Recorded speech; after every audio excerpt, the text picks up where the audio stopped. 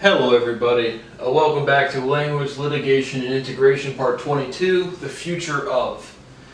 This episode, we're going to talk about the future of just discuss what I think is going to happen in the, 5, 25, 50 years, 500 years, just different things that I think will progress in our society. I also want to talk more about the Bill Kosinski and the FBI interactions. Because again, just quick refresher, we are now on part 22 of a legal lecture series of me trying to leave this country because of active ongoing fraud. I'm the founder and owner of CBD enriched alcohol, BHM Spirits. I post about this stuff regularly. But Bill Kosinski told me, so again, I don't know which part I initially referenced the Cal Berkeley. But I've been in daily contact. I can show you again direct videos online right now today of David Eisenbud saying, "Oh, when you see mathematics at the highest level laid out, it's mind-boggling. I don't know what to do." And so I have the Cal Berkeley again is just they have manipulated fraud in a way that has just. Here are the ways, Bill Kosinski, that fraud is directly affecting my professional income in my professional life right now today. Selling my alcohol company, trying to sell my alcohol shares, all of these companies that have been told they can't interact with me, they would be buying them. Starting research trials. I would already be doing CBD trials for the alcohol, financial reward for the Millennium Problems. There's contractual offers for problems that I've solved trivially. 80 plus original musical compositions. Bill Kosinski called me delusional. So Bill Kosinski, how do delusional people behave? They yell and scream. Yes, I yell and scream, but again, when there's fraud going on, that's actually occurring. And again, when I call MSRI, I know the directors and the actual mathematicians know who I am. I'm just calling people and screaming at people who are incompetent, who are not doing their job, who are literally committing crimes. But I have 80 plus musical compositions on the internet, and you're delusional is not even like a reasonable thing to say. So when I first contacted MSRI, again I was contacted by the Samantha Gross, who again I told them to contact David Eisenbud. Leroy Harris on the phone told me he would contact David Eisenbud. So then I followed up 2 weeks later, and she said. And Cassandra Schaefer said, "Well, you said you're going to sue us, so here you have to contact the legal department." That's direct dereliction of duty, and again, not in a trivial crime. Literally the opposite. Cassandra Schaefer, Detective Gross, and Sergeant Kosinski.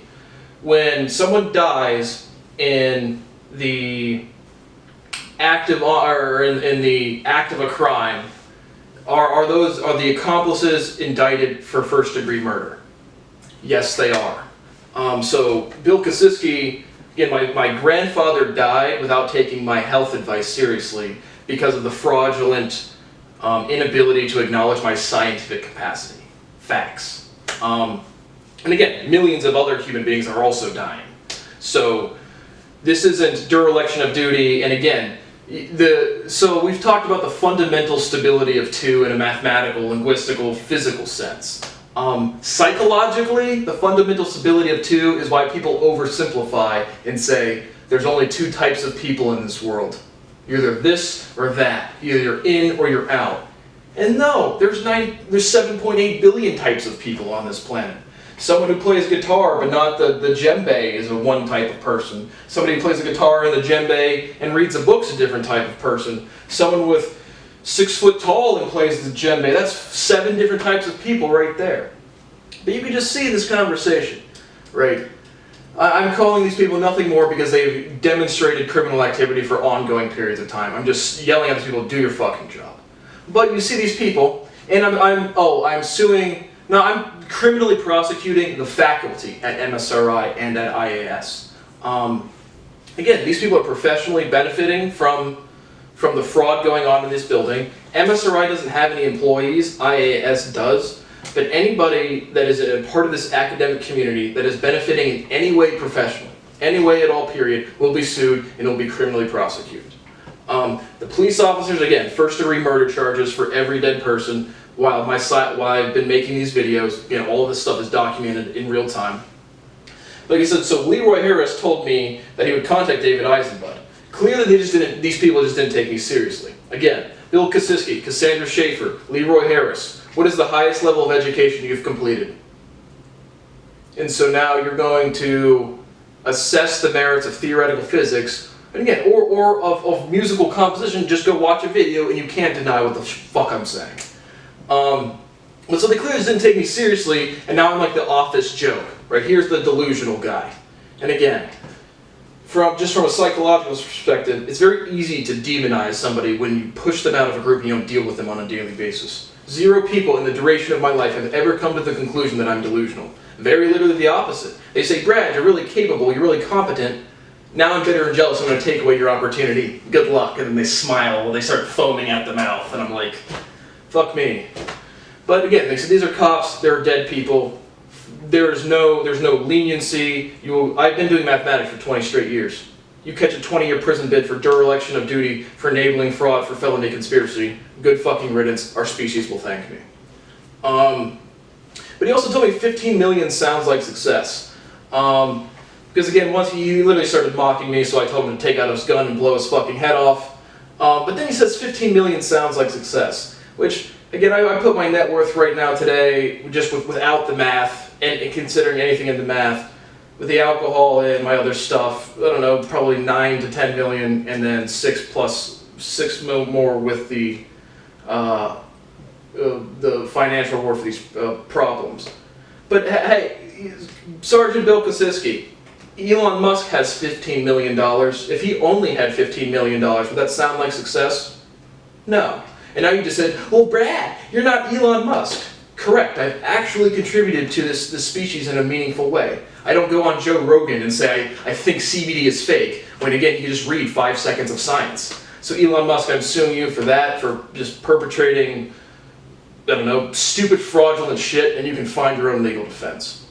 But any sort of public acknowledgement of people who know who I am, disseminating incorrect scientific information, is getting criminally prosecuted. But Kosiski tells me 15 million sounds like success. And so when I say you can't start a business in this country, I mean this literally. I mean, $15 million isn't a lot of money for a personal income, a personal nest egg. $15 million for operating a fucking real business, an innovative business, is $0 at all. So you can't even, like, jumping to conclusions, fundamental stability of 2, but you see, they've made up their minds. And then, so past the musical compositions, YouTube ad revenue and branding, tons of YouTube channels make tens of millions of dollars. Their branding and merch sales do hundreds of millions. Nobel's will is a legal contract. Again, you can't say we're going to reward the most beneficial scientific discovery in the world and then not benefit it, and then again, the result isn't me sitting in, again, a $30 million crib as opposed to a $100 million crib. It's me making $7,000 a year, 3-4 years ago. So that's direct fraud. Language learning software, a bunch of companies are raising money. Fundamental theorem of logic is on the internet. There's a 0% chance any language learning software is doing anything besides the shit I have proven. Tesla rethinking batteries and consulting. Just consulting in general. I've tried to get jobs. I've tried to, do stuff professionally, even when I'm getting my profession, my actual life hasn't started. But once you have your reputation's been literally destroyed, you can't get any consulting or anything like that. So any type of that has been destroyed for me. And fraudulent claims by science organizations, again, MSRIS, any academic institution, they literally say we are the leading institute of science. No, they are not. And then they directly make money off of it. And then they directly benefit their professional career. Every academic is a literal direct criminal. And the police officers, again, first-degree felony murder charges, treason charges. I'm recommending the fullest sentencing. Whoever is at this point not letting me leave this country, my direct thing is to sell my company and leave. I'm recommending the death penalty, full. You've committed treason. You've killed millions of people. Fuck you. So now let's talk about the future of language, science and tech, and DNA, court, law, and civilianship. So now I just want to talk about what I see as the future of court, the future of the practice of law, litigation, and of civilianship. The purpose of court is to establish the facts, and the extent of punishment should be determined by the victim. And that's what I was saying in one of the previous episodes of just about, the purpose of court. What you want to do is establish exactly what happened. But I'm against state-administered death penalty strictly because of wrongful convictions. Again, not to be emotional one way or the other, but I'm not against death or the death penalty. But both from faulty convictions, witnesses exaggerating things, planted evidence, stuff like that. It's just very impractical, and the consequences are obviously life or death. And then the wrongful conviction rates are just fucking insane. And so the reason I started with the Bill Kosiski in this UC, the Berkeley PD, is because this is the mentality of the blue line. And like I said, I am a law guy. I am the law guy. So Brad with his math subjects versus the entire police force of the United States. Good luck. I mean, honestly, you guys are perpetrating crime. Like I said, whoever is giving the directive when I go to these FBI buildings and say, just get me out of here, or just do your job, execute the Constitution, and there's a genuine resistance, that person has committed treason. But admission of guilt will go up and commission of crime will go down, right? Someone goes and kills somebody in the heat of a moment, there's a percentage of people that go into police and turn themselves in. That will go up, again, because from a civilian standpoint, the motivation for crime. People commit crime because they're poor or they're extremely selfish. But history points forward. Regardless of what the stat is, there's stats that verify it, but history always tends to get better 100% of the time. So, except from an education standpoint and just from responsibility standpoint, the more educated you will, the less people will need to commit crime. But if they do commit crime, they're not going to go into court and lie about it. It's truly a function of psychology. So in the distant future, I don't think there would be much prosecution, because if shit happens, people would either admit to it, or you might go from a huge, we have huge public court systems. I think you'll go to more of just I'm talking 50s, 500, a long time, go to more just private litigation, some form of just private, two parties working each other out. Because dirty cops, lawyers, and judges are the lowest level of society, and again through history this is very apparent. But the thing I want to point out between a criminal, right? The cops are supposed to be on the right side of the law, but when a dirty cop plants evidence, even if it is a real criminal, even if they have committed crimes, just to take two mob guys for example, right, and then they kill each other, or one of them kills another person. If two dudes pick up guns and let's play cops and robbers and let's play sticks, again, from a personal, legal, moral standpoint, it's consent. It's what do people sign up for? What are they willfully engaging in? Now, obviously, murder is not, you don't really sign up for that, but if you're playing the same game, it's a lot worse for a dirty cop, as two mob guys kill each other versus a dirty cop plants evidence on somebody he thinks is genuinely bad, turns out he isn't bad, and he gets the death penalty. You have very, very literally committed state-sponsored murder, and now you get a pay raise for it. But remember, we've talked about, judging yourself, knowing what you've done. The universe is rather aware, and you're not going to get away from your choices. But at a society level, when you have public enforcement of the law, that's exactly what does happen, and across history certainly has happened. Defense and prosecution, I think in the ongoing future, like I said, should a defense, how about a criminal that's for sure committed murder, and should that person get a good legal defense? Frankly, I think no. I don't. In the future, I think the answer will be no. I mean, it's determining the facts and then determining the punishment. And prosecution, right? All of these different like mind games of, and I don't really think, like I watched the show Bull, I think I've referenced that in this lecture series, but I don't, say there's one sentiment, people know what's right and wrong. So any sort of manipulation for prosecution or defense, I really think court will go, like I said, the acts of crime will go away. Defense and prosecution will be, again, less manipulative.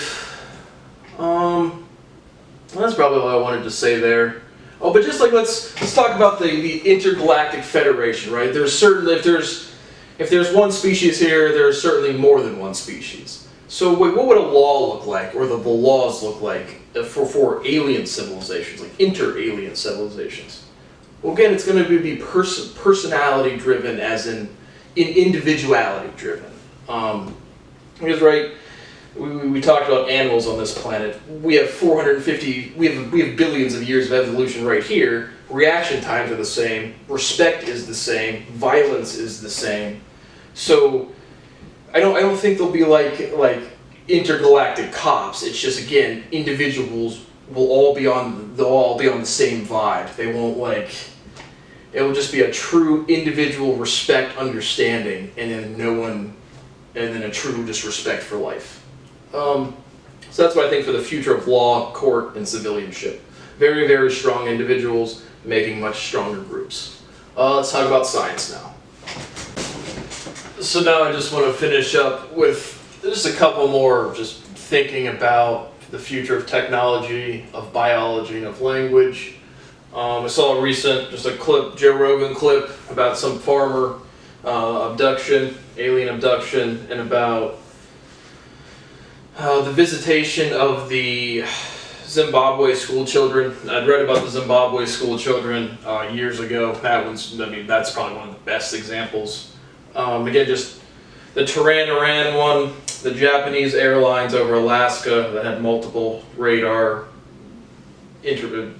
verifications, the Phoenix Lights, the Zimbabwe school children. And I don't even know if this one's super public or like where the actual, but so why would aliens come here, right? Or like why would they start coming here? Well, it's World War II, right? We sent off nuclear bombs. That's going to send out a very strong signal into the universe. So, who do we send to space? We send scientists. So they would be sending scientists, they'd be, like I said, satellites first, but there was a coordinated shutdown or overtaking of nuclear silos at some point that I'm for sure is a real interaction. But the setting off the nuclear bombs is certainly what brought the interest. Because think of it from an alien perspective, right? It's way more than one species, so it's not like super interesting to them. Just like we study animals in the woods. But I wanted to say the 5 billion heartbeats is abound. I'm very confident that it's real. So you would have to, have a spaceship that, do people do 5-year sabbaticals? Yes. It just have to be a small enough portion of their portion. Their technology would have to move them fast enough, or it wouldn't be it would just be like a research project or whatever. But for the Joe Rogan one, why would an alien interact with a human being? Strictly an 100% chance and to help. Those are the only two reasons. So it's not like a scary thing at all. But light beam technology, because in the Joe Rogan clip it talks about being injured. I only watched it briefly. And then, how would you, if you said, Brad, like I said, the preservation of dynamic, that's for sure a physical thing to me. Building a new engine with electricity. Oh, the thing I wanted to say about, we have surface tension and surface charge. So I'm confident that the preservation of dynamic is, again, using the shell electrons, the valence shell electrons. I really think electricity doesn't have to be metal. But if you said, how do you send light over there and start meaningfully control the light and stabilize my metronome and start moving it? No fucking clue. It will still be preservation of dynamic, but building a new engine's much more intuitive to me right now than like stabilizing matter with a light beam. I don't know. DNA, just another couple of questions I wanted to put out there that I'm not certain on. These might not be exciting questions for you guys, but what do non-coding sequences do? Are we absolutely sure that they're just fillers? Are we sure that do they have any function at all? I think if we can determine that, we can determine how far we make some meaningful statements about our evolution, about the inefficiency of our evolution based on the presence of coding and non-coding genome sequences.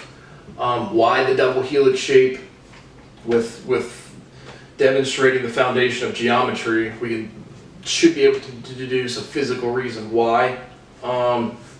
Future of language, I saw again in the Joe Rogan clip, they're talking about do aliens speak?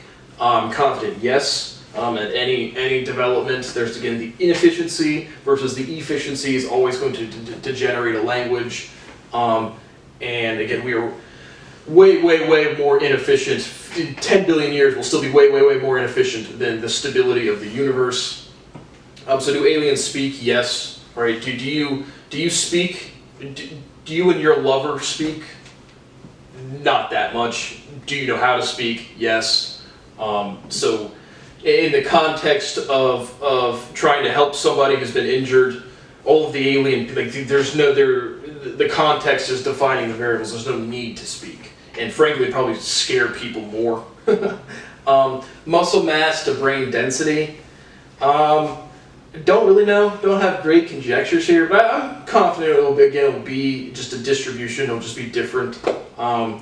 If you have a bunch of small, scrawny aliens in space, it's not representative of their whole species in any way. It's the same way our scientist or any one person is not representative of the muscle mass. But I don't think like muscle mass will deteriorate. I think we'll still be able to lift weights in the future. Brain density. Again, will our brains get much more denser? Right now they're 2 or 3 pounds. Will it get way denser? Will it get less dense? I would guess slightly more dense, but again, 50, 60, 70, 80,000 years. I don't think we'll make like another big jump. So, what was one other thing I wanted to talk about? What else was I talking about? That might be that there. I think this might be the end of this lecture. Let me pause and think a little bit. Oh, the last thing I wanted to say before I finished up this episode is just a couple science notes on singularities and black holes. Alright, like the singularity, that's for sure the beginning. Then there was nothing, and then there was vibration, and then there was light. But black holes, are black holes real? Maybe. Well, yeah. Is there a very dense structure in the center of galaxies? Yes. Are they black? No. Do they trap light? No. I'm confident that black holes at a certain density, right? Vibration, light is the result of an object with mass moving. So because of their extreme density, I'm confident that black holes don't trap light. They just don't radiate light.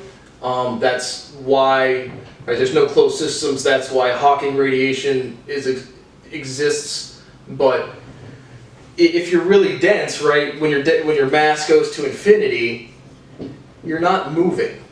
And when you're the densest objects in the universe, there's nothing that can exert a force on you to make you move. And the movement, right, when you're sitting here vibrating, everything turns red. Well, when you're not vibrating, you're not affecting the phase space of light.